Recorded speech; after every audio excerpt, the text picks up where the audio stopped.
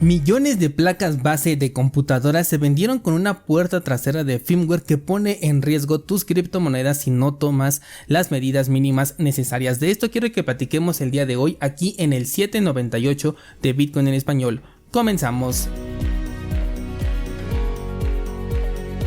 Hace un par de días un descentralizado me comentaba que si no era mejor tener un dispositivo móvil, es decir un teléfono Android, que fuera ya viejito y que le quitaras el internet para convertirlo en una cartera en hardware. Esto a raíz de los temas que venimos platicando sobre Ledger y toda la evolución que ha tenido este tema. Yo le comentaba al descentralizado que no son dispositivos que están diseñados específicamente para la seguridad de criptomonedas, sino que como bien sabemos un dispositivo móvil está diseñado para correr multitud de aplicaciones, para ser compatible con un montón de aplicaciones que hacen muchísimas cosas completamente diferentes que pueden ser enfocadas hacia cripto, enfocadas hacia Bitcoin o completamente ajenos a este mundo. Por lo tanto, pues todo el software está diseñado para ser abierto, para ser compatible con un montón de cosas. Esto desde un principio ya nos genera una inseguridad porque a través de diferentes aplicaciones que puedan llegar a tener vulnerabilidades se puede meter, por ejemplo, un malware. De hecho, va a ser muy relacionado con el tema que traemos el día de hoy. Luego me dice, bueno, pero le podemos quitar el internet para que de esta manera ninguna aplicación pues pueda descargar este software. Pero ¿a qué nos estamos refiriendo con apagar el internet? Simplemente con presionar el botoncito que viene ahí en la pantalla del Wi-Fi o con no escribir la contraseña del Wi-Fi directamente en ese dispositivo, porque ¿qué nos garantiza que eso les impide navegar a través de internet? La verdad es que no podemos estar seguros a menos que seamos personas pues con un alto conocimiento técnico que nos permita conocer este tipo de detalles a nivel específico, y de hecho considero que si tienes este nivel técnico pues lo más seguro es que tú sí le puedas quitar de manera física el internet a tu dispositivo móvil, que sería en este caso la recomendación o la sugerencia que yo hice aquí al descentralizado. Dije, para que realmente sea un dispositivo que no esté conectado a internet, no basta con apagar el botoncito o con no escribir la contraseña, sino que realmente tendríamos que quitarle físicamente. Para términos entendibles, déjame decir que quitar la parte física que le permite al celular conectarse a internet. De esta manera ahora sí podríamos tener una completa seguridad de que ese dispositivo pues simplemente no se va a poder conectar. Ya que de no tomar este tipo de medidas que pueden sonar un poquito exageradas, desconocemos cuál es el software que está ya integrado directamente en nuestro dispositivo, sobre todo ahorita que hay un montón de marcas chinas.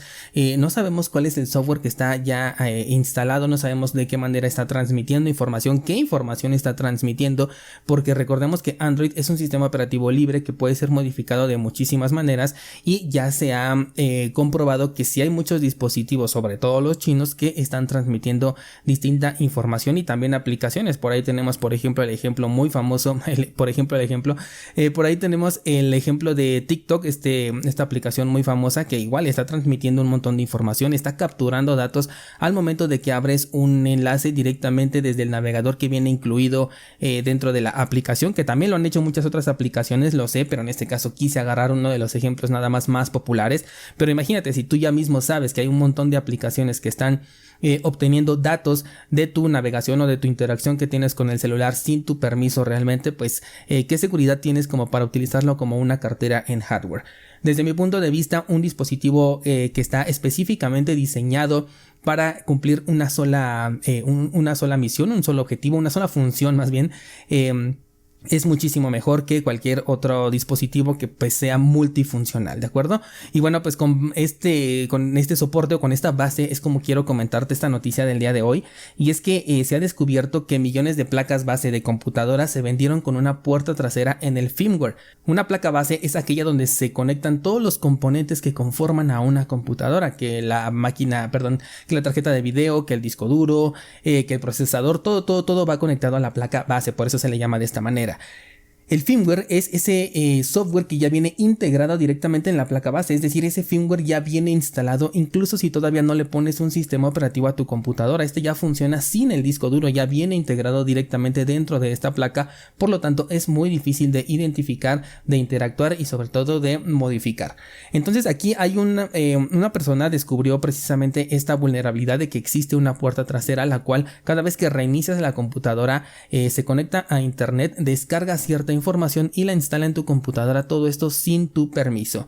Esto exclusivamente funciona con las placas base que son de la marca Gigabyte, las cuales son bastante utilizadas en las computadoras que son armadas, sobre todo las computadoras gamer tienen mucha popularidad este tipo de placas base. La empresa dijo al respecto que esta descarga e instalación automática se hace para que el firmware se mantenga en todo momento lo más actualizado posible.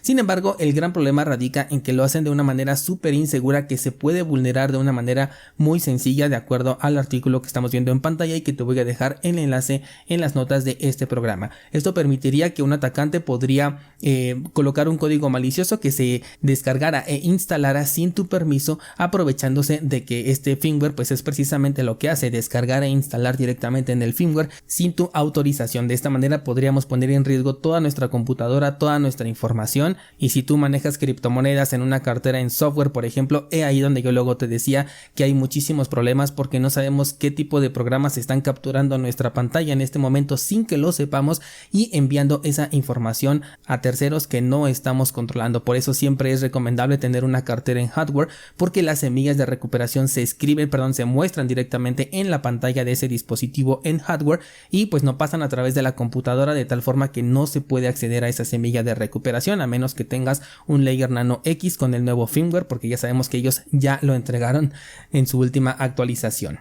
También por eso yo suelo recomendar que una vez que recuperas una cartera utilizando las semillas de recuperación directamente en la computadora, esa cartera la dejes de utilizar completamente, crees una nueva con una nueva semilla de recuperación, muevas para allá tus fondos y comiences nuevamente desde cero, porque una vez que ya la pusiste en tu computadora la semilla de recuperación, no sabemos nuevamente si ya tenías un malware instalado o si por ejemplo este firmware con puerta trasera pues ya tuvo acceso a esa información, y de ahí es cuando luego muchas veces decimos es que yo no le instalé nada a mi computadora, es que yo utilizo únicamente aplicaciones oficiales, pero cuando sucede este tipo de cosas que no están muchas veces bajo nuestro control hasta que nos enteramos, y bueno, a lo mejor hasta requerimos ciertos conocimientos un poquito más avanzados, como por ejemplo modificar aquí directamente la BIOS para poder bloquear estas actualizaciones automáticas, es hasta ese momento en donde ya nos podemos sentir seguros.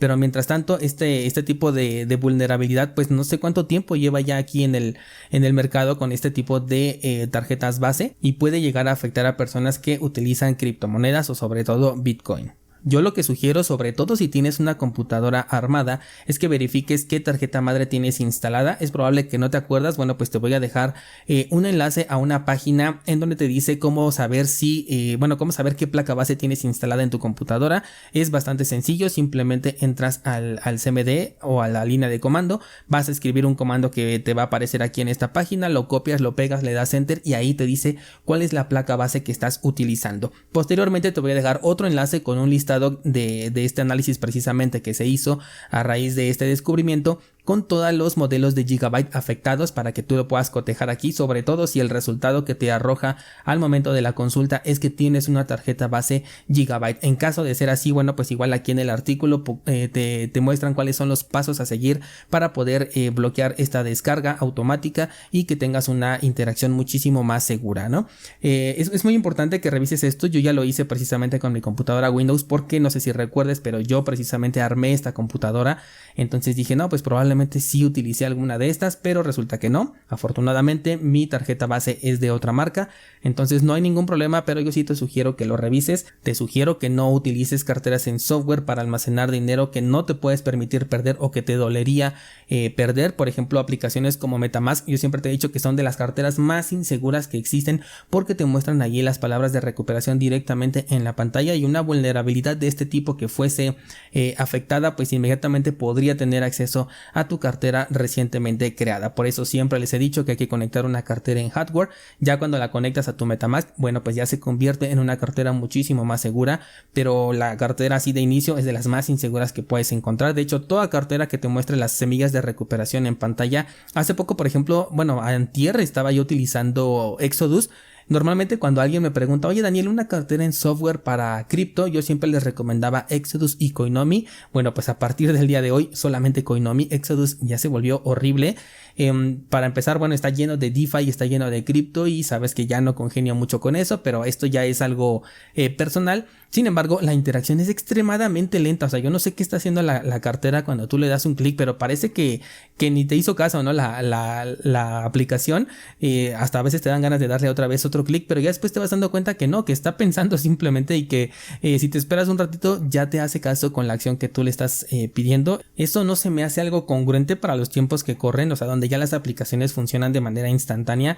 Entonces, no sé, desde mi punto de vista Exodus ya queda muy por debajo. Además te muestra las palabras de recuperación en pantalla porque es una cartera en software. Eso sí, lo puedes conectar a una cartera en hardware. Por ejemplo, tiene compatibilidad directa con la Trezor Suite, pero con la pequeña interacción que tuve ahí con esa cartera el día de antier, definitivamente yo lo descartaría. O sea, si tengo una Trezor, pues puedo utilizar la Trezor Suite. Ahí vienen todas las criptomonedas que son compatibles con esta cartera, así que no le veo ninguna necesidad de utilizar una cartera en software en este caso.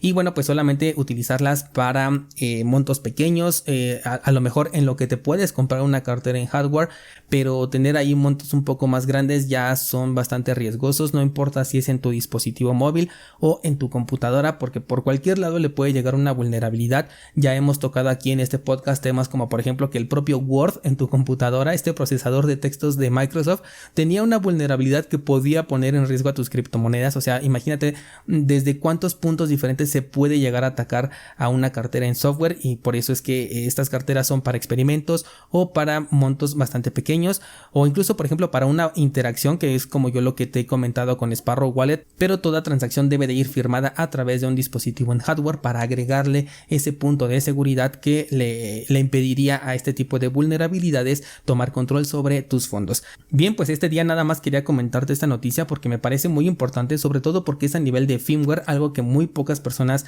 no nos preocupamos por ello. Recuerda que hoy subo nueva clase a cursosbitcoin.com. Estamos haciendo ejercicios de compatibilidad al momento de recuperar precisamente una cartera, utilizando diferentes rutas de derivación para saber cómo acceder a tu cartera cuando tienes multicuentas, por ejemplo, porque las semillas de recuperación muchas veces no son suficientes. Podemos encontrarnos con errores de incompatibilidad o incluso carteras que utilizan estándares que no son los más utilizados y por ello pierden esta compatibilidad. Es probable que si tú intentas recuperar tu cartera en una de ellas no puedas ver tus fondos, y aquí en estas clases te estoy explicando precisamente el por qué. Cursosbitcoin.com. Eso sería todo por el día de hoy. Muchas gracias y hasta mañana.